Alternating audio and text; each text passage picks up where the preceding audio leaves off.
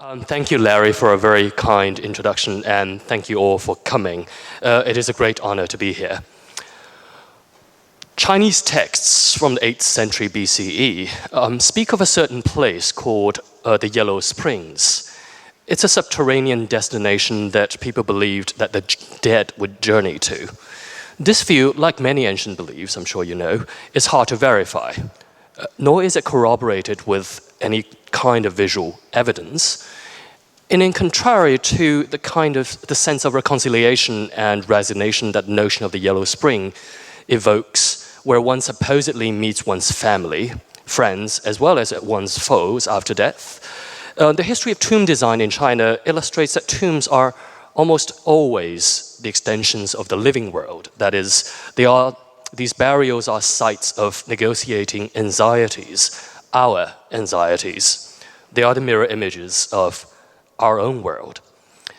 And just for you to get a sense of how art historians access these beliefs, and to see some of these earlier examples of tomb design in China, we're going to look at three burials that span almost a millennium.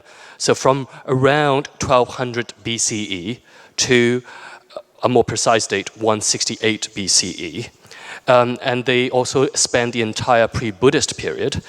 The locations of these three tombs or burials are marked here on the map. So we start here in Anyang around 1200 BCE, and then we moved further south to another site that's dated to the 5th century BCE in a small town called Suizhou, just outside the modern city of Wuhan. And then we'll end the lecture with a third tomb just outside the city of Changsha. I should preface by saying that all of these are elite tombs. The first one belongs to the consort of a king. The other two are of regional lords. So these are not just ordinary beliefs that we're trying to access here. Given the early dates, all three tombs survive extremely well.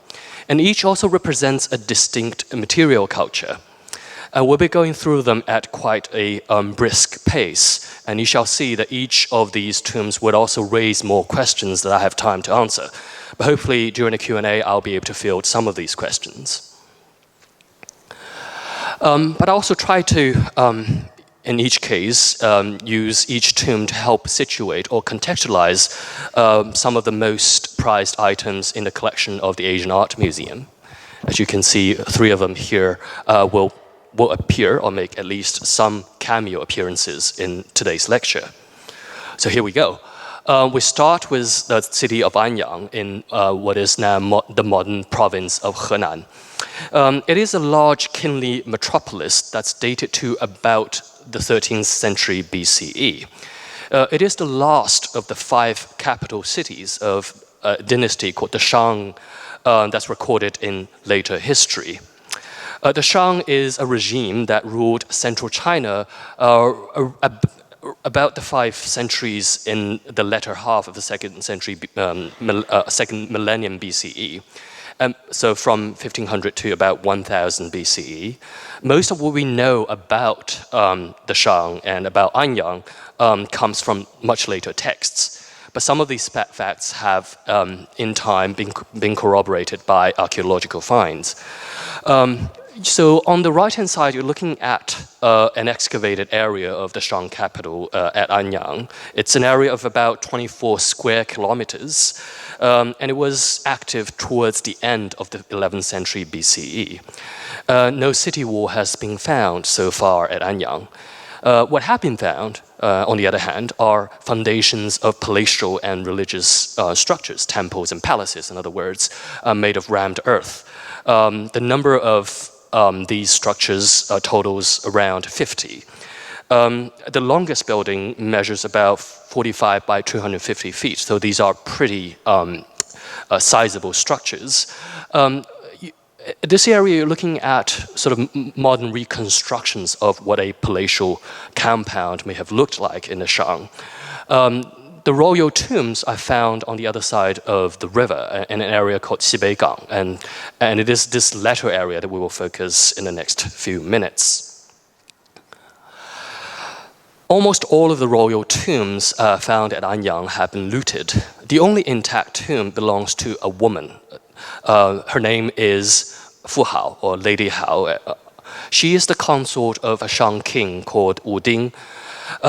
He's the first of the 9 Shang kings named in the oracle bone inscriptions. And about the oracle bone inscriptions, I have more to say later. When Fu Hao's tomb was found, it was flooded. So the placement of the burial goods you see here in this photograph are reconstruction by archaeologists.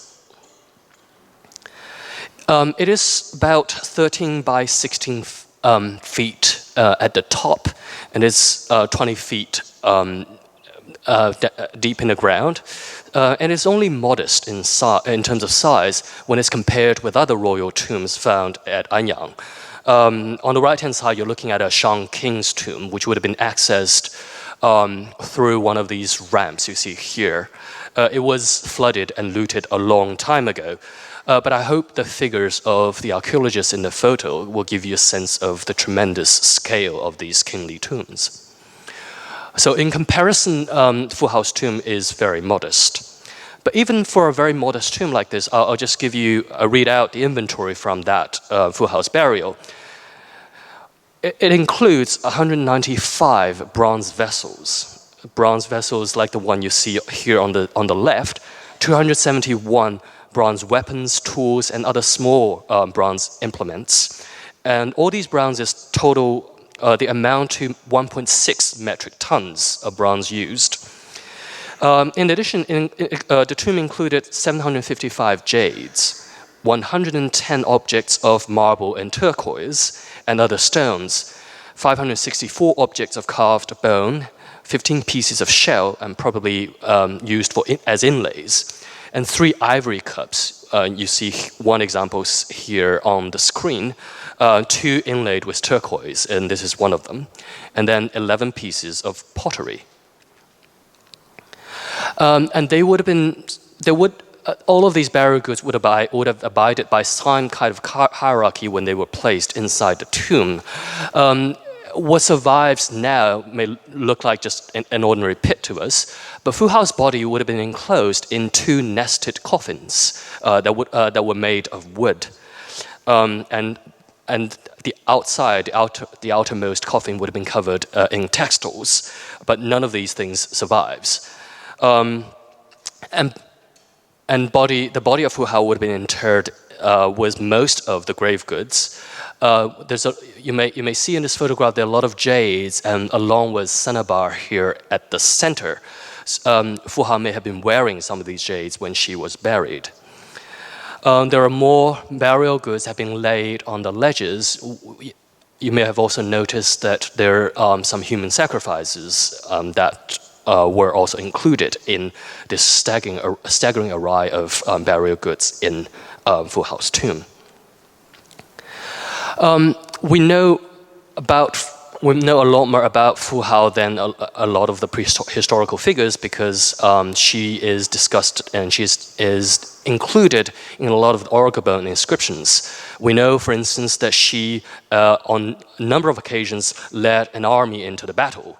We know that she was the King Wu Ding's consort. We also know that she predeceased her husband, Wu Ding, because in some of these oracle bone inscriptions, Wu Ding made sacrificial offerings to her.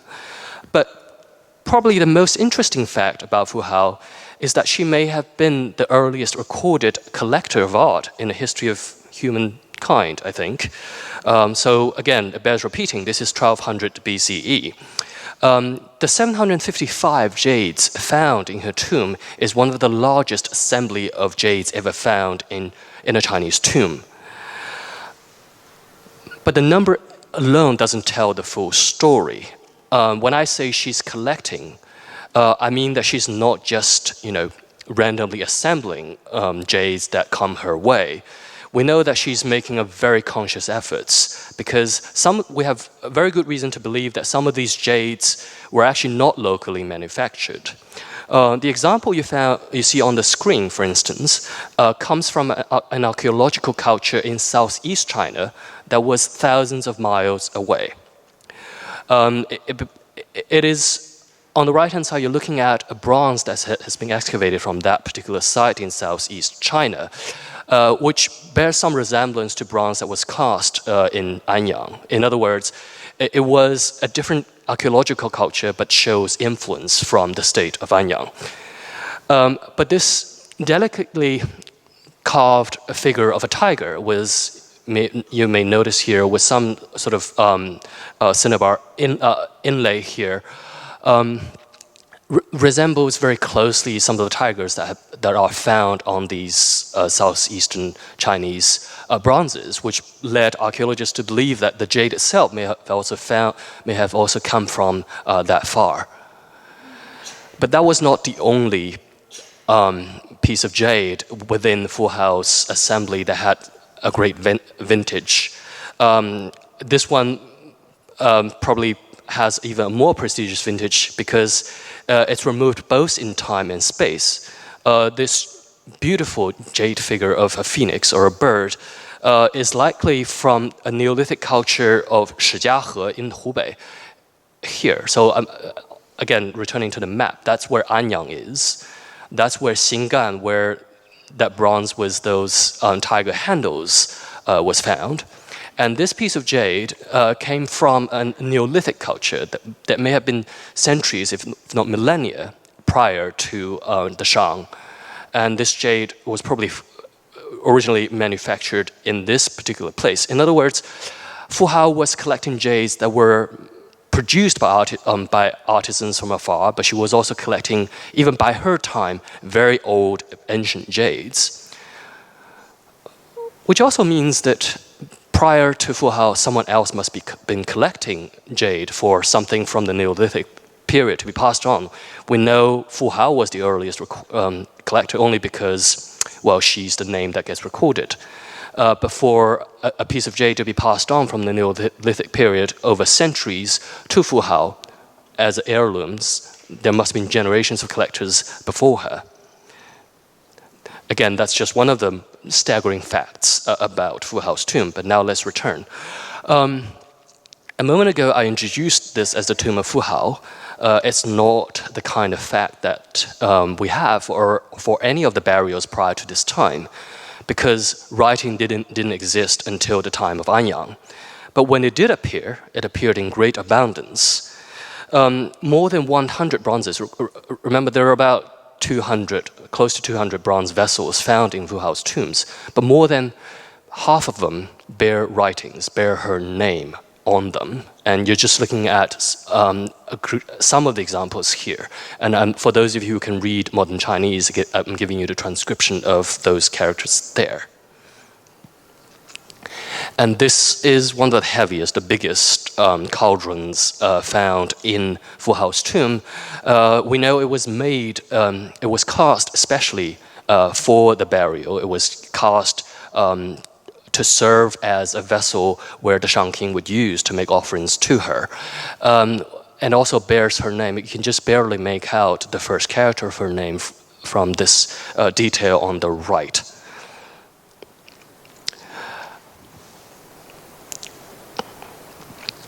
And similar vessels like the one you see here on the screen were used by the Shang king in these ritual cycles to make sacrifices to gods and dead ancestors or dead immediate members of the royal family like Fu Hao. Many oracle bone inscriptions are related to the timing and details of such ritual offerings. But bronze inscriptions from this period, like this one, it's just a name, were much more brief in this period, especially in comparison with writing preserved on other surfaces. They do become longer in later bronze vessels, but most of our knowledge about early Chinese writing at Anyang came from inscriptions made on cattle scapulars, so shoulder bones of cattle, or turtle plastrons, the undersides of turtle shells. This large pit you see here on the screen, when it was found, it contained 755 complete turtle shells, but fewer than 300 of them bear any writing. And most of those that do have writing on them bear divination records. The divination method that was practiced by the Shang kings is something called scapulomancy or plastromancy. In other words, divination using either the shoulder bone of a cattle or the underside of a shell of a tortoise. The practice itself did not emerge in Anyang. It wasn't invented by the Shang kings. Rather, it was first found in a Neolithic culture in a coastal area in China. So by this time, it would have been an old but also established practice. What was new at Anyang is the practice of keeping a record of these divinations on bones and shells. And the divination would have been performed by the king or by someone heating the hollows, so the underside of a shell, as the case may be here. And then once that's done, it would produce a crack on the other side of the shell. And then the king will be brought in to interpret that crack. So, in other words, you can imagine that all the charred cavities here were produced by that heating process, and each would correspond to a crack on the other side. The oracle bone script, and incidentally, the modern Chinese character for divination takes the form of one such crack. Can you sort of see the resemblance here? Only after the divination is completed is the record of it inscribed onto the surface of a bone or a shell. And sometimes days or even months would elapse before this inscription takes place. If record was being kept on some other kind of material that's more perishable than bones and shells, those perishable materials no longer survive. So that's one of the mysteries about early writing in China, that we have a very biased sample. We're going to look very quickly at two examples from the time of Wuding, just to give you a sense of what gets discussed in these inscriptions and what, the kind of language that even at this early period that these inscriptions are capable of, the message it's capable of conveying. The subject of the first involves Fu Hao, whose tomb we just looked at earlier. On the screen, you're looking at an ink rubbing of the bone of a scapula. So it's an ink impression of a piece of bone, just for better legibility. And all of these divination record takes the form of questions. It begins with questions, and the questions are posed often in both the positive and the negative form, in a double form of hope and fear. So two questions, one in a positive, one in a negative. In the positive form of the question is found on the top right-hand corner, and then it proceeds from top to bottom, and then goes up again from right to left, top to bottom again. Whereas the negative form of the same question is posed on the other side. So it's sort of a mirror image of that other question. It proceeds from top to bottom, but from left to right on the left-hand side corner. We're going to read the positive version of the question because it survives a little better. And each record abides by a strict format, so it's usually constituted of 4 different parts. It starts with a preface that details the circumstances in which the divination takes place. And then it gives the charge, it gives the question. And then it introduces the prognostication of the king, that is, the king's prediction based on reading that crack. And finally, although it doesn't appear on all of the inscriptions, there's a verification. That is, at a later date, someone will verify whether that prognostication was true or not. So we start with the preface. The first 2 characters refers to the date of the divination. At Anyang, the Shang calendar operates according to a cycle of 60 days. That is 6 weeks each with 10 days in it.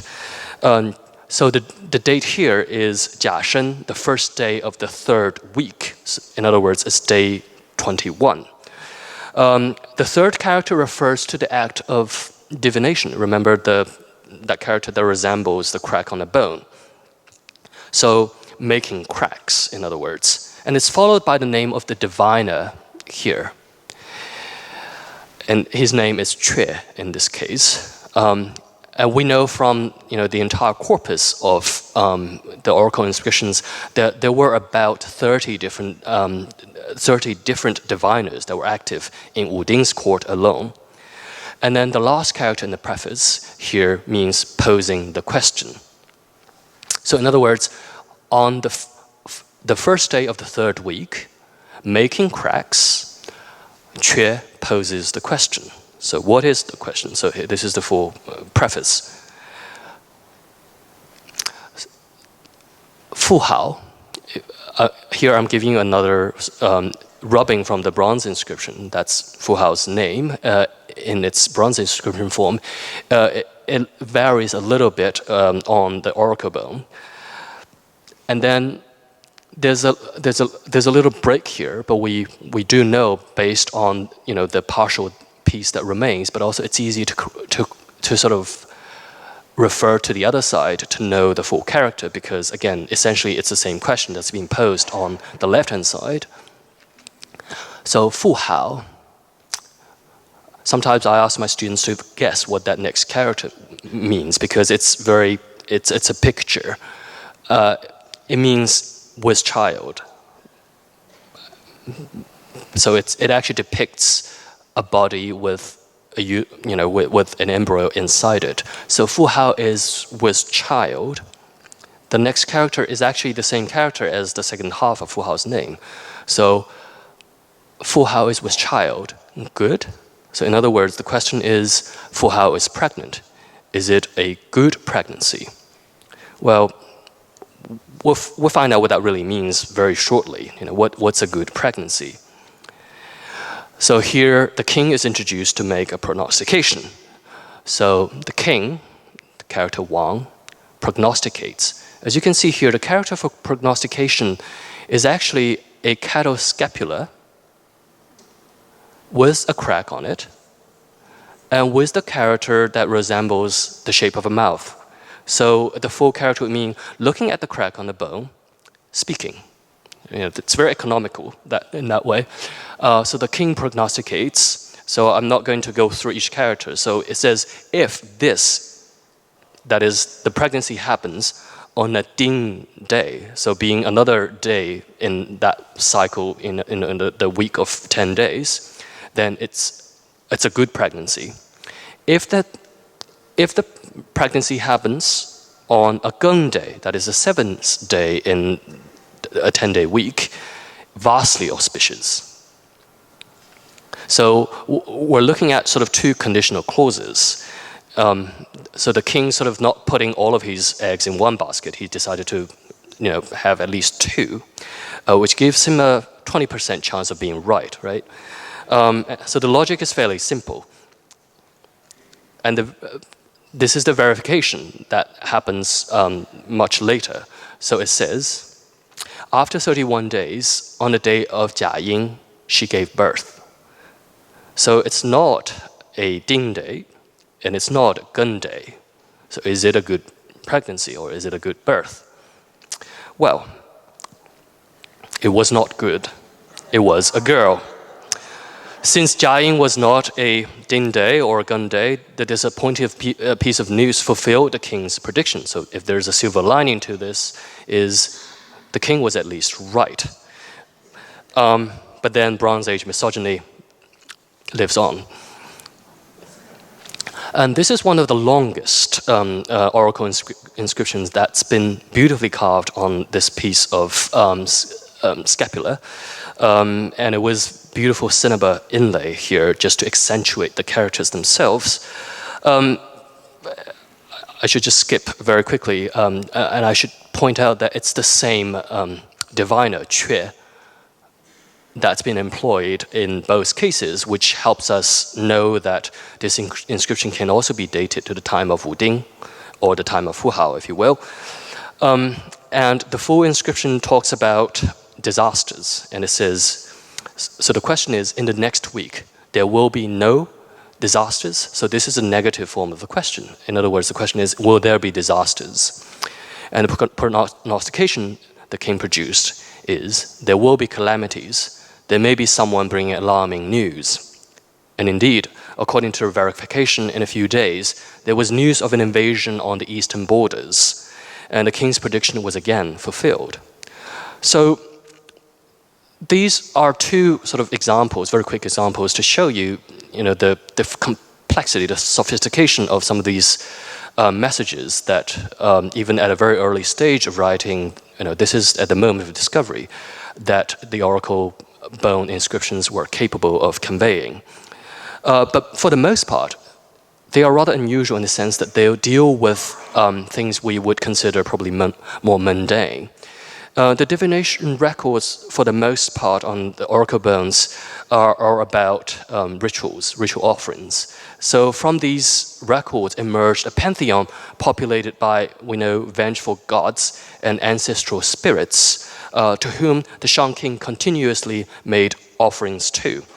It is a hierarchy of these sort of deities, these gods, that with a supreme god known as Shang, who lived in the heavens, and then other animistic spirits and dead ancestors, or spirits like that of Fu Hao. The Shang kings then serve as sort of mediators of the human world that they communicate to. This record is almost obsessed with the timing and detail of these ritual offerings to sometimes appease and other times to implore these gods and ghosts to intercede on the king's behalf. So you've seen two very good examples of the complexity of the information that the writing system at Anyang was capable of conveying. But the writing at Anyang has a repertoire of about several thousand words, fully capable of elaborate connected discourses, like the one we just saw. But this also leaves us with a number of very bewildering questions. So if writing emerged in Anyang full-fledged, and a writing like this could not have been invented overnight, then we have yet to find any immediate precursors to that writing system on any other evidence. And the corpus of writing that survives from Anyang is also a highly biased sample. Most of them only appear on surfaces like shells, bones, and metal. Its contents deal primarily, as I keep repeating, with divination. So the question that bears asking is, what have we lost? We do now have mounting evidence that writing was done with brush and ink. You're looking at one of the rare examples that survive here, that instead of being carved onto the surface, you have ink inscriptions on the underside of a turtle shell. And if the previous example was still sort of perfunctory, on this piece of potsherd that's being also recovered from Anyang, we may look at the very early beginning of calligraphy. As you can see, this is already a very accomplished hand at work in this small fragment of a white pottery vessel. And the character is most likely Si, to make offerings. That's a good segue into this particular piece, because the bronze rhinoceros, as we all know it by, happens to contain one of the longest inscriptions from the Shang period. It was first discovered in a hoard in Shandong province, so on the east coast, not that close to the center of the Shang regime. And we know the circumstances under which it was found, because a 19th century antiquarian, a Chinese scholar by the name of Xu Zonggan, actually wrote about it in a text. I quote. So he's describing this vessel. It's an animal-shaped zun. A zun is a wine container of a particular type. It is in the shape of a bovine, well, maybe, with 4 columns of seal script inscriptions of 28 characters, all on the inside of the belly. It has a single horn and prominent nose. The vessel was originally found at Rencheng, and it has now entered into the collection of the family of the Most Holy Duke. The Most Holy Duke is a title that's over centuries conferred on the direct descendants of Confucius, that is the Kong family of Qufu in Shandong. We know Avery Brundage acquired this extraordinary vessel around the year 1952. According to him, this is one of the pieces that he actually paid a king's ransom for. He said he paid the equivalent of 5 Cadillacs for this small rhinoceros. We could imagine that probably in a way, in contrast to a lot of the vessels or a lot of the art really found in this period, this is one of these rare cases where a specimen has been produced or modeled on maybe a rhino in the flesh, even though it's, again, produced to serve as a wine vessel. It would have had a lid, which is now missing, and the 2 horns, well, our antiquarian is wrong on this account. It has 2 instead of 1 horns. The 2 horns suggest that it's a Sumatran rhinoceros from mainland Southeast Asia. And it's certainly, in terms of the naturalism that characterizes this vessel, it's unmatched by anything from this period. On the right-hand side, you're probably looking at one of the closest contenders. It's a bronze zun. It's another wine container that's been found in southern China, more or less around the same time as the Brundage rhino. So that sense of naturalism with the rhino was unique when Brundage first bought the vessel in the 1950s, and it still is. And at the bottom, or in the inside of the belly, is a very long, by Shang standards, inscription here. And on the right-hand side, you're looking at a rubbing of that inscription. And it says, here I'm borrowing from director Jay Xu's translation. So on the day Ding Si, so it's the same calendar system, 54th day of the 60-day cycle, the king inspected the Kui temple. The king bestowed upon Xiao Chen Yu cowrie shells from Kui. It was a time when the king returned from attacking the Renfang. It was the king's 15th sacrificial cycle, a day in the Rong ritual cycle. So this unusually long inscription commemorates an important event, and this important event in the life of Mist Yu here, Yu Xiaochen. We could safely assume that it was Yu here who had the vessel cast to commemorate this, achievement of having been bestowed cowrie shells by the king. Cowrie shells would have functioned as currency in the Shang. And we know that the king did so after he returned from a campaign against one of those border tribes that appeared in that long oracle inscription we looked at. But even though it's an important event in the life of Mist Yu, the king still dominates this entire inscription, as both time and content is tied to his conquest and sacrificial cycles. By the same token, despite the presence of Fu Hao's personal jade collection, the predominance of bronze ritual vessels in her tomb speaks to the overriding role of the Shang king as the intermediary between the world of the living and the dead. That is, Fu Hao has now become one such spirit that would require constant attention through ritual offerings made using these vessels.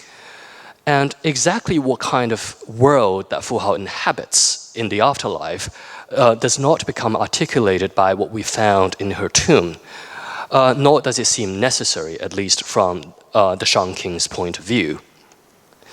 But all of this begins to change with our next site, and we're making leaps and bounds in time. Now we're landing ourselves in central China, in the middle Yangtze River area, in the 5th century BCE, or around the year 433.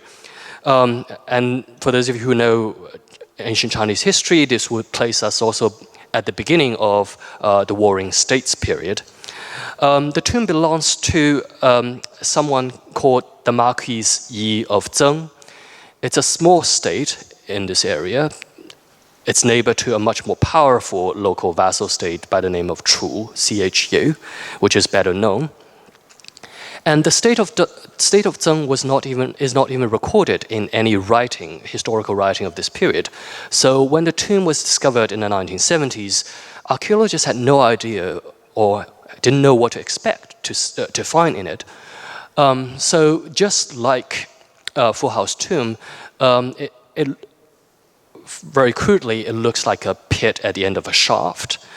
It's 40 feet under, but as you can see here, the extraordinary state of preservation also allowed some of the more perishable materials to stay with us. So it was originally enclosed in a sort of a timber apartment. On the left-hand side, you're looking at right the time when that timber ceiling was being removed by the archaeologists. And the entire underground space was over 10 feet tall. So it was tall enough to allow an adult to stand straight. And what's also more intriguing is that there seems to be some kind of symbolism that's embedded in each of these 4 compartments. That is, each symbolizes, if we think of this entire burial as modeled on, let's say, an underground palace or above-ground palace of the Marquis, then each would perhaps represent a particular chamber or space in that palace. For instance, to the north, the smallest of the chamber contained 4,500 pieces of weaponry, bronze weaponry. And the west may have served as a servant quarter where 13 young women, as long as their small coffins were found. I think in the photograph you can just make out the contours of some of these coffins. And then we know this tomb belongs to the Marquis Yi of Zeng because a lot of these objects have his name on them. On the left-hand side, you're looking at 2 very elaborately inscribed halberds heads. They're made of bronze but inlaid with gold that says the Marquis Yi of Zeng made this or cherishes this. On the right-hand side, you're looking at an extraordinary piece of jade pendant that was made from 5 different pieces of jade, but the final product is actually 14 interlocked pieces. So in other words, 5 pieces of jade were used to make a pendant that looked like it's a chain of 14 independent parts and locked together. And then in the eastern chamber, we may think of it as the bedroom or the retirement chamber of the Marquis. It's his private quarter, where we've not only found the double casket of the Marquis in which he slept, but also 8 more women, each in a small coffin, and a small ensemble of musical instruments, enough for there to be a small chamber ensemble. It includes 5 large zithers of the type Se. You will see one example very shortly. And then 2 smaller zithers of the type Qing, 2 mouth organs, and a flat drum. So this entire chamber is dominated by string instruments, and the 8 women may well have been the musicians that would have, when they were alive, that would have been parts of this ensemble that played them. You're looking at one zither that's recovered from the central chamber, but it's used as stand-in for one of those zithers in the eastern chamber. It's, as you can see on the sides, it's extensively ornamented with painted and carved motifs. These motifs take the form of sort of alternating animal shapes, but also geometric patterns. And the entire instrument was covered with lacquer in this palette of red, black, and goldish yellow. And here are 2 examples of the kind of mouth organs found in the eastern chamber. This gourd-bodied mouth organ is very elaborately braided in this curled design, also in lacquer, and all bamboo pipes. So it was the gourd shape of the body was made of wood, whereas each of these pipe is made of bamboo. At the moment of discovery, all the bamboo pipes were damaged, so we have no idea what kind of music it would have played.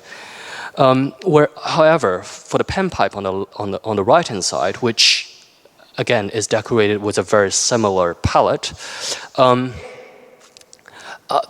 5 pipes were still found in playable conditions. So we have good reasons, well, from this instrument, but from other findings in this tomb, that it was a kind of pentatonic music that was played at the court of the Marquis, about which we have more to say later. But if that was evidence for the Marquis being a music enthusiast, he had appetite for more than just chamber music. Now, on the left-hand side, you're looking at a photograph of that central chamber, and it's by far the largest of the 4. And I hope the picture of these archaeologists sort of playing with these bronze bells will give you a sense of the scale of that room. So if we've looked at his private quarter and his women's quarter, and we may imagine this being his audience hall. And the crowning, sort of the jewel on the crown here is this set of ritual bells. But in addition to it, there's also an accompanying set of chime stones. And the Marquis' enthusiasm for music knew no boundary. This is a set of 65 bronze bells that altogether weigh 2.5 metric tons. Recall that the 200 or so bronze vessels found in Fu Hao's tomb totaled 1.6. And this is, more than 50% over, and it's just the bells alone. But what's even more impressive is that it's a fully melodic instrument. The 65 bells supply all 12 notes on the chromatic scale. So in other words, you have to imagine all 12 notes black and white on a piano keyboard. So it supplies all 12 notes on the chromatic scale over 3 octaves. In other words, it's continuous over 3 octaves on the chromatic scale. And it supplies more notes for 2 more octaves, but at less density. So the entire instrument can play music that spans 5 octaves. And these bells were also suspended on a large L-shaped rack made of lacquered wood with bronze fittings. So I'm giving you a couple of details to look at here. The rack also survived intact. This sort of atlas-like figure here, it's interesting being used as a strut to hold up this rack, and they stand on these very elaborately made bronze bases constituted of broken sort of dragon bodies that often appear on contemporaneous bronze decor. Most early cultures, for most early musical cultures, bells primarily served as signaling instruments. On the left-hand side, you're looking at a small bronze bell found in an early Bronze Age site in China. That's about 3 centuries before the time of Anyang, so 1500 BCE. On the right-hand side, you're looking at an evidence of bells outside China at the time of the Marquis of Zeng. So this is a Near Eastern example found in what is now Iran. And by bell, I mean this cohort bell. So you have to imagine that when the Marquis had this is what bell music looks like outside China. Not a fair comparison, I think. Tuned sets of bell continue to play only a marginal role in Western music. Carolines or occasional supplements are sort of as much as you can get from these bells. The lingering sound of the bell, one of the primary reasons being that the lingering quality of the bell doesn't make it a very good solo instrument. But 2,000 years before the invention of carolines in Europe, the Marquis bells are capable of a range of 5 octaves. As you can see here, so in their original display, they would have been suspended on 3 tiers. The top tier was probably not used because they would have been out of reach. They're 2.7 meters from the ground. As you can see here, musicians would not be able to reach them. Their pitches were also duplicated on the middle and lower tier bells. And they would have been played by using the wooden poles found in situ. If you recall that in the early photograph, these two large wooden poles were found together with the set of bells. So they would have been used to play the large bells on the lower tier.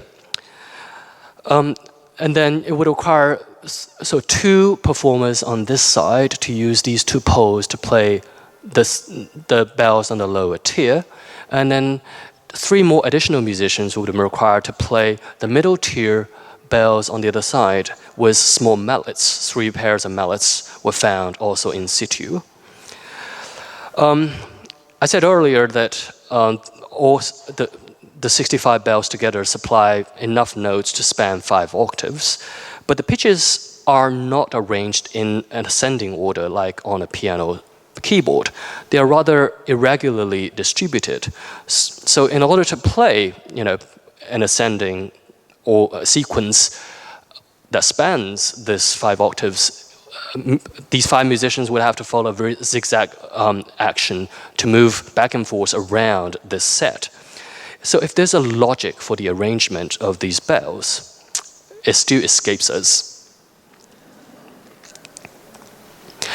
And the earliest bell found in China is this small clapper bell, as I said, that's dated to about 1500 BCE.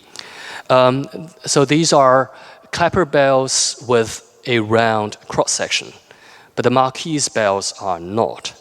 The use of pole or mallets allows much better precision for the playing of these instruments. And what also makes it a much more precise instrument is that these, as you may have noticed, that the Marquis bells also have these long stems, which allow them to be suspended on this rack at an angle that's tilted towards the performer to allow easy access to its surface with a mallet or with a pole. So it's much easier to play the Marquis bells than its earlier predecessors in the Bronze Age. And they're also not circular in cross-section. Rather, they are of this sort of almond-shaped cross-section. It allows the sound to be more precise, more focused. The lingering quality, lingers, for lack of a better word, but it's much less so than a bell with a round cross-section. But most importantly, and this is something that the bellcasters knew at the Marquis court, is that a bell with an almond cross section can produce 2 different fundamentals. It can produce 2 different pitches depending on where it's struck. So a player can obtain 2 different notes by either striking the center of the bell at the front or striking either end of the side. So you would produce the same tone by striking either this side or that side, and it would produce a different pitch when the bell is struck right here at the center in the front. Without exception, on all the bells, so if we call this tone at the front the A tone, and the tone you obtain by striking the side, the B tone, without any exception, on all bells, the B tone is either a minor third or a major third higher than the A tone. So this introduces another sort of element of complication to the bell. That is, in order to play, the 3 octaves over a chromatic scale, you also have to switch between the A tone and the B tone on each of these bells. We know the bellcasters knew about this quality of these bells because the striking points on these bells are labeled with the pitches that they produce. And the casters use a system or a language, a nomenclature musicologists call solmization syllables. In other words, it's the nomenclature like do, re, mi nomenclature. So they don't give you the absolute pitches, but they do give you the intervals. So, for instance, for those of you who read Chinese, it says gong here. So in a summarization syllable, it would be the do, sort of the Chinese equivalent of a do in this particular case. But there are also longer inscriptions on the side of these bells that actually discuss absolute pitches. Again, this is one of the staggering facts about this bell. We'll look at one such example very shortly. Of the 65 bells that are suspended from the rack, one of them looks different. As you can see here, instead of being tilted at an angle, it actually suspends, it's upright. But it also doesn't have a stem, and also it has a round cross-section. And the surface decor is also slightly different from the rest of the bells on that lower tier. And instead of a musical inscriptions, or instead of inscription that talks about pitches, rather it relates that this particular bell was a gift from the king of Chu. Remember, this is the neighbor, the much more powerful neighbor of the state of Zeng, in which this bell was found. But in addition to giving us the circumstances of this sort of diplomatic gift change, this being part of the gift, it also gives us the date of the tomb, because it talks about the date 433 BCE as the date of the Marquis' death. But it also speaks to the kind of friendly relationship or diplomatic relationship between Zeng and his powerful neighbor.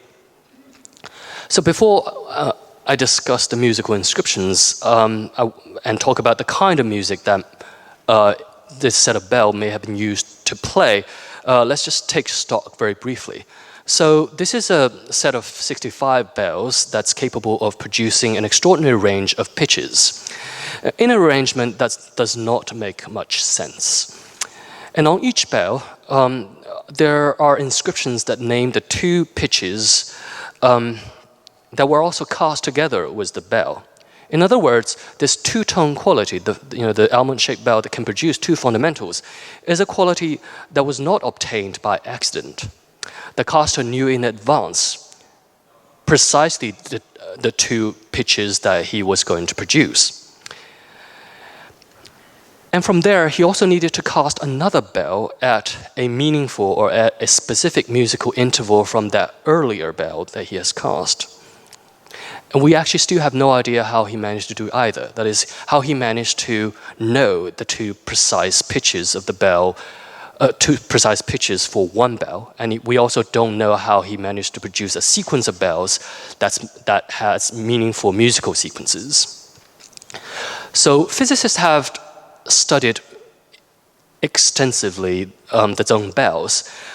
They have learned a great deal about the behavior of bells of this almond-shaped cross-sections. They have learned about the features of these bells that would impact the sort of qualities of these two tones. But what they have not been able to do, they have not been able to find, is any set of rules. In other words, they have never been able to learn a design procedure that would, over that sequence, produce a set like this. So again, it's just one of those mysteries about ancient China that continue to elude us. From the inscription, we have very good reason to believe that a particular type of pentatonic scale was played at the court of Zeng, with an interval that happens to coincide with the spacing of black keys on a piano. So it's pentatonic. It's 5 keys to an octave, but the intervals here happen to correspond to the intervals between the black keys on the piano, so it would sound like this.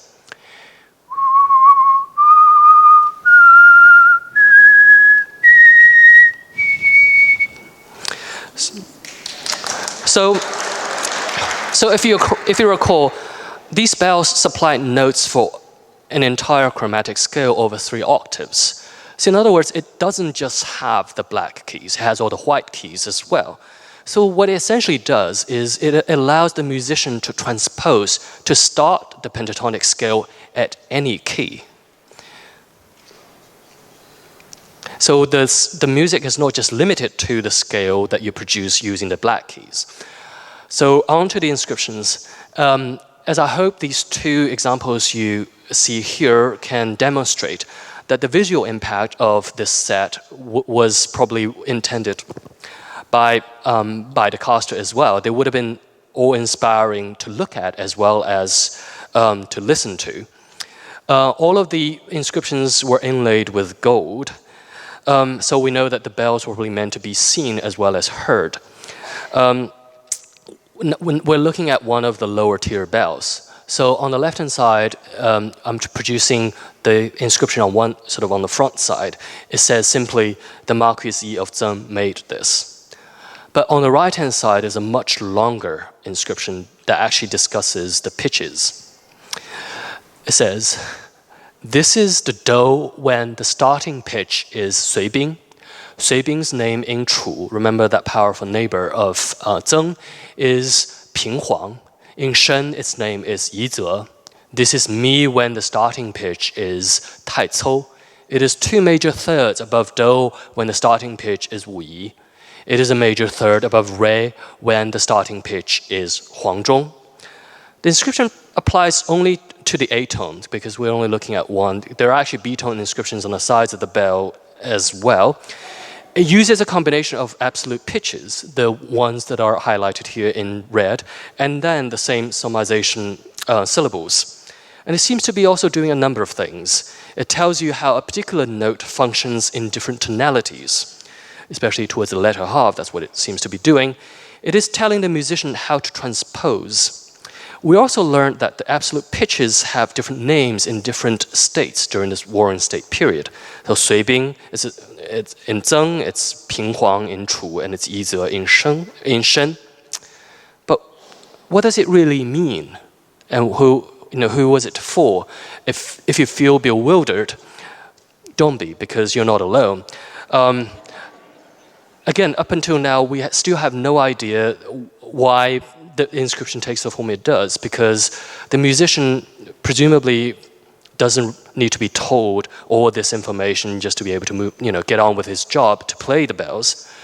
If it's meant to convey some kind of message, we don't know. I guess this is as good a moment to pause for a break as any, so I'll see you in 15 minutes. The Marquis of Dai, his wife and their son. And these tombs are dated to the first half of the 2nd century BCE, or around the year 168 BC, to be more precise. The tomb on the screen on the right, you see, belongs to the wife, and it is primarily to this tomb and its contents that we shall devote our attention to for the rest of this lecture. When Lady Dai's tomb, as we shall call her today, when it was first opened by archaeologists in 1972, it became patently clear that her tomb, like Fu Hao's, had not been disturbed. So again, we're looking at 3 very extraordinary states of preservation. So tight insulation by design also left the contents of the tomb extremely well preserved, numbering more than 1,000 items. A rough inventory would include paintings on silk, bamboo slips with writings, silk fabrics, lacquerware, musical instruments, pottery, weaponry, and quite incredibly, the well-preserved body of Lady Dai. Well, look up what the mummified body of Lady Dai at your own leisure, because I didn't want to show something that I would have to have a trigger warning for. But it is an all-round ensemble, it may be fair to say. Like Marquis of Zeng's tomb we saw earlier, Lady Dai's tomb is located at the bottom of a 50-foot deep shaft. And her deathly abode was also partitioned or compartmentalized in a manner that seems to have been modeled on the internal division of a residence.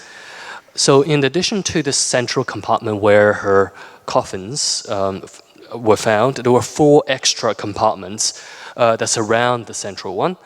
And then, sorry, I forgot to mention, Lady Dai was found inside a set of 4, not just 2, 4 nested coffins. So from outside to inside, 1, 2, 3, 4. And then you're looking at a T-shaped painted banner that's been laid on top of the innermost coffin, which I'll return to towards the end of the lecture. But those to the left, right, bottom, and the top, they serve more or less the function of sort of storage rooms. For instance, the one on the left, this west chamber, is comprised of 48 cases of clothing that are packed in hampers. So as if this entire space was a wardrobe, and quite a wardrobe that Lady Dai had. But it is the upper compartment that's most curious. Here at the head of this entire burial, at the head of Lady Dai's deceased body, was a relatively empty space. But it was arranged almost like a stage. There were silk curtains that were hung, attached to the timber frame of this compartment. And there's a bamboo mat that's been placed on the floor. I know it doesn't reproduce very well on the screen. And there's a very elaborate set of lacquer vessels that was displayed in front of this couch, which is furnished with thick cushions and a painted screen. And in front of the couch were 2 pairs of silk shoes, and next to the couch were a walking cane and 2 toilet boxes that may have included her cosmetics and a wig. So it's a very elaborate setup just for this small section of the compartment. And on the other side, so facing this painted screen, cushion, and this tray of vessels. So to the right are several groups of figurines, including 8 singers and dancers, performing their acts in the company of 5 musicians. The musicians are reproduced here on the screen. This performance was staged at the east end of the chamber, opposite the couch at the west end. This is clearly a reenactment of a scene from Lady Dai's life. We can imagine her seated at the couch, watching the performance of her musicians and of this small ensemble, the dancers, or in the form of these miniature figurines, while enjoying food and drink. Incidentally, at the time of excavation, this set of dinnerwares also included a meal, a real meal that was laid out for the Lady Marquis. Recall that there's an ancient Chinese notion that the afterlife or the afterworld is the so-called yellow springs. If that world had a color, based on the evidence of Lady Dai's tomb, it is certainly not yellow. Rather, it is red and black. Not only the basic color scheme of the 4 caskets, these nested caskets, about which I have more to say later, but more importantly, they are also the colors of lacquerware. If we compare the inventory of Lady Dai's tomb with that of Fu Hao, there is a noticeable change of taste. Of all 1,000 or so items inside, there is only 1 bronze vessel, a bronze mirror, actually. In contrast, Lady Dai had over 180 lacquerwares in her tomb, enough perhaps to hold monthly banquets. Lacquer is a natural, botanically derived polymer that was used in early China to beautify, to waterproof and protect eating vessels, clothing, household objects, and weapons. In Lady Dai's time, lacquerwares were considered displayable wealth and the classiest tableware upon which to dine. They would have commanded the same kind of prestige that, let's say, a silver plate would have done during the Roman Empire. And Lady Dai had more than 180 of them. As luxury goods, lacquerwares also traveled far and wide. The wine cup on the left was found in a tomb at Lelang on the Korean peninsula. Inscriptions on it indicate that it was produced in southwest China in a state-run factory. Making a lacquer vessel was an extremely time-consuming process, and it was also extremely labor-intensive, which would begin with the extraction of sap from a lacquer tree, and the vessel cores. The cores used to make these utensils were usually chiseled out of wood. Bar a few exceptions where fabrics were used, most of Lady Dai's lacquerwares were made of wooden cores. The lacquering process required days and sometimes weeks to complete. Normally, several layers of lacquer would have been applied to a vessel, and each would take a few days to dry before the next could be applied. And finally, on top of these layers of lacquer will be animated with these swirling cloud-like scrolls. And they are the distant descendants of this kind of bronze decor that is similar to the vessels found in Lady Hao of Fu Hao's tomb. The increasing demand for lacquer vessels soon led to an organized division of labor. The lacquering process was now divided into a number of discrete sequential steps, each performed by a specialized craftsman with a very clearly defined role. So there were the more generic core carvers, those that are employed just to produce the cores, the wooden cores for these vessels, and then lacquerers, and then touch-up artisans. These are also terminologies that are derived from inscriptions on these vessels. But there were also more skilled artists with titles like top-coat lacquerers and design painters. The gourd-like vessel on the right is from Lady Dai's tomb. It bears a seal that marks it as the product of a state-run factory or workshop near the modern city of Chengdu in Sichuan province. A workshop that operated exactly on this pre-modern version of the assembly line. And the same workshop, the same factory, 200 years later, as we know from the inscription at the bottom of this cup, produced the wine cup on the left, if you recall, was recovered on the Korean peninsula. So a lot of modern scholars who study this group of materials often highlight how social decorum or moral uprightness, in other words, values important to Confucianism, were stressed in mortuary arts of this period. It is a fairly accurate description of what we have seen of Lady Dai's tomb so far, in that her tomb is converted literally into a residence where her earthly life continues, now underneath the ground. And everything from food to cosmetics to utensils, but also to her musical entertainments, was provided for as something that befits someone of her status. But that is only half the story. To this picture of worldliness, to this picture of sort of settled entertainment underground, we see in other findings from the same tomb an equally compelling urge to transcend it. When Lady Dai was found by the archaeologists, she was found inside a set of 4 nested coffins with a T-shaped banner that's been laid on, painted banner that's been laid on top of the innermost coffin. While 2 coffins, the outermost and the innermost, are unpainted, the 2 in the middle bear a profusion of imageries that obviously do not belong in this world. The second coffin, that is second from the outermost, is painted to the basic scheme of black. Its surface is animated by these swirling clouds, which we're now familiar with from Lady Dai's dining utensils.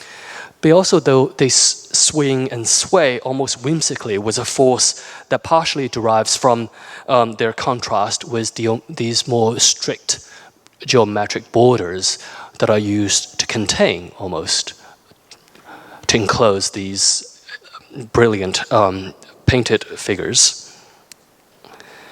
However, what they also do is to create, that is, these cloud scrolls, what they do is to create a surface, a ground on which these immortals stand. These creatures often have what appear to be animal heads, but are nonetheless clothed in human garments, and they sort of behave accordingly as well. just as a case in point, the rendering of these garments is done with such great care. Just look at, for instance, the sleeves of the figure on the left. The dancer and the musicians here are depicted in sort of gravity-defying acts. They bear a stark contrast to these stationary figures, musicians that we saw earlier in Lady Dai's upper compartments. The ethereal settings they inhabit, however, point to a world that's decidedly from our own, that's decided from the kind of imageries that are conveyed by her dining utensils. It is a world of intrigue and delight, populated by creatures engaged in half-hearted combat. We have sort of spears, or what he makes do as a spear, and I have no idea what his opponent here is carrying. You may think of these as weapons that are derived from thunderbolts, for lack of a better term. But the presence of these figures also give tangible forms to these clouds that would otherwise appear only as simple ornamental flourishes. Or here, as someone recalling a character from Star Wars, from the early, the second trilogy, galloping away on a horse by the name of Jar Jar Binks. That's a dated reference, but I'm sure you'll get it. Note that the horse here, or if it is a horse, is not saddled. Instead, it seems to be wearing some kind of a fur garment. Again, it seems to be these creatures from a world that are that are modeled on our own, but they also appear to be somewhat different and strangely familiar, may be the term here. And inside, there's a third coffin. So this is the second from the innermost, but the third from the outside. It is painted with a radically different color scheme and imagery. So if this is the black coffin, then we have one that's shining red. And in terms of decor, if the previous coffin is permeated by a sense of frivolous play or even pictorial humor to our modern eyes, then the red coffin means serious business by its adherence to strict symmetry and its more self-effacing brushwork.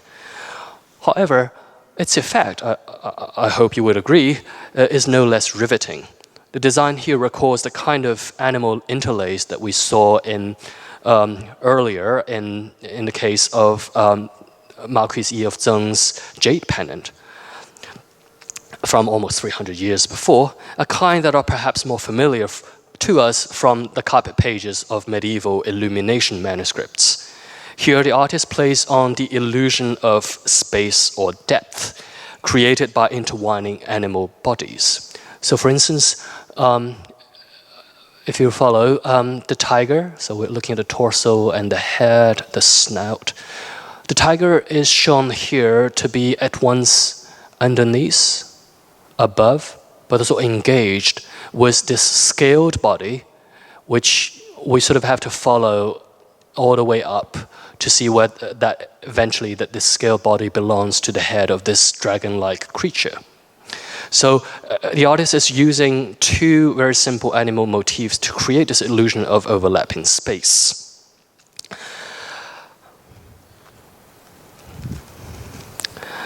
While the innermost coffin is undecorated, it is covered by a T-shaped silk banner, which may be divided vertically into 3 sections, and each depicts a slightly different scene from a different set of worlds.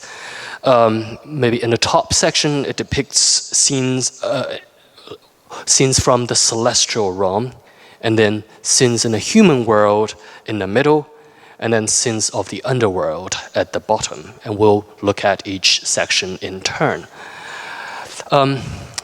At the top, as elsewhere in the painting, the composition is structured on a kind of symmetry. The immortal at the center is flanked by birds on both sides, these sort of ballet birds, as I like to call them. And then on the right-hand side, it's flanked by a red orb, so a symbol for the sun that's inhabited by a raven. On the right, and then on the left-hand side, its counterpart is a crescent with a turd engaged on it. And both representations of the celestial bodies, that is, the raven and the red orb, the sun, and the turd and the crescent, will take hold and will become recurring motifs throughout the history of tomb or mortuary arts in East Asia. So they're often found in tombs, and also in pictorial arts that are usually associated with the underworld. And beneath this immortal, we have, again, writers on these, that record some of those creatures we saw earlier on the black coffin. And then the dragons, their scale bodies that remind us of the dragon that's engaged at animal combat and on the red coffin. But also,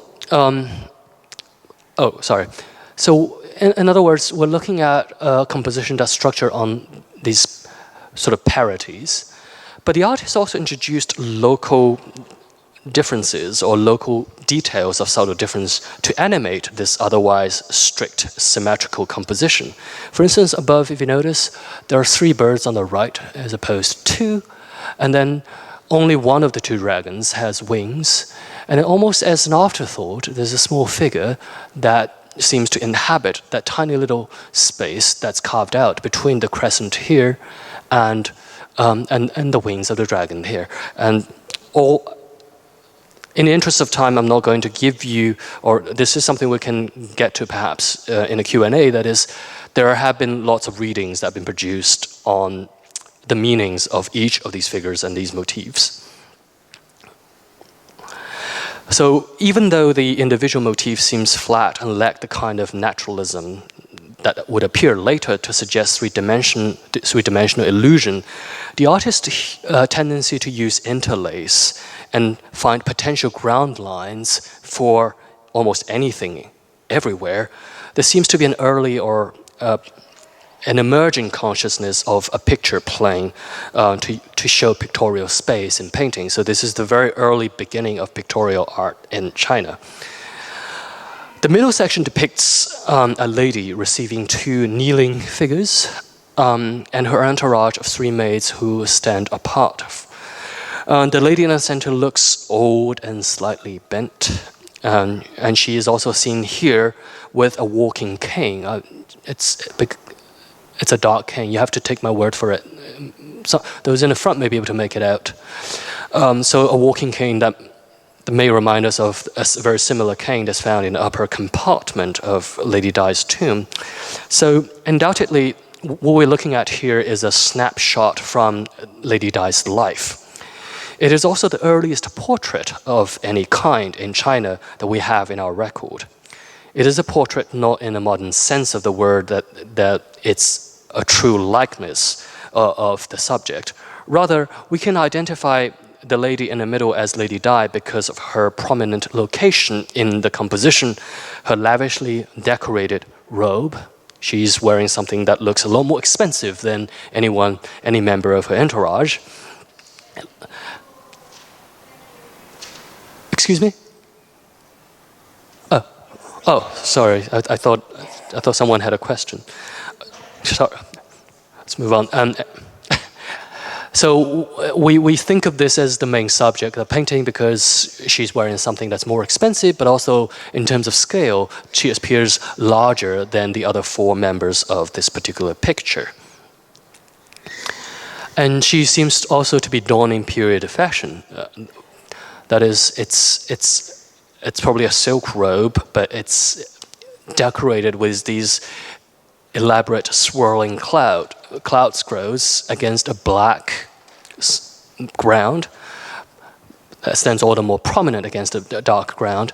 As a sort of a comparative case, you're looking at an example from the collection, this lidded vase that's, I think it's on display, that belongs to the same period. I'm sure you noticed the resemblance especially in the white clouds that decorate the main to two main registers of the vase and Lady Dai's robe are depicted in this painting. So she's wearing period fashion. More figures populate the bottom section, the bottom third of the banner. Here in the two flanking lines of figures, Lady Dai is absent. Instead, we see a scene of ritual offering, anchored in the center by what appears to be maybe a coffin, then also that's covered with a piece of textile that bears the same design as her robe seen in this picture. And just slightly beyond the covered coffin is what may be an altar on which we have some bronze vessels that have been laid as part of this ritual offering. And the figures, like Lady Dai's maid we saw earlier, are arranged in these cascading profiles to suggest some kind of a sort of a spatial recession into the ground plane. And this particular triangular jade pennant, as part of the broader design that continues throughout this banner, also gives sort of a visual cue to lead us eye into that depth. So again, we're looking at a very early or emergent consciousness trying to depict a three-dimensional space in painting in this period. So we've now looked at her elaborate set of dining wares, but we've also looked at these extraordinary imageries on her coffins and these otherworldly figures that inhabit this T-shaped painted banner. But what does this all mean? I mean, this is I suppose this is the ending gambit to lead to more questions. What does this all mean to furnish a tomb with these two distinct sets of visual expressions, which may at first sight appear almost contradictory? One that holds tenaciously onto the here and now. If you think about the 180 lacquer wares and all her clothing, and reenactment of a dining scene and those musicians performing in her presence. So this urge to hold on to a life once lived and its preservation in abundance in this underworld. But then on the other hand, if we focus only on the banner and the coffins, then there's a set of images that are out of this world. They're sort of full of, there's a stuff of fantasies. I'd like to argue that these two sets of images also correspond to our own anxiety towards death. In other words, these uncertainties about what this other world holds for us already become something that our early tomb designers in China try to accommodate. That is, for us, this anxiety towards death is also twofold.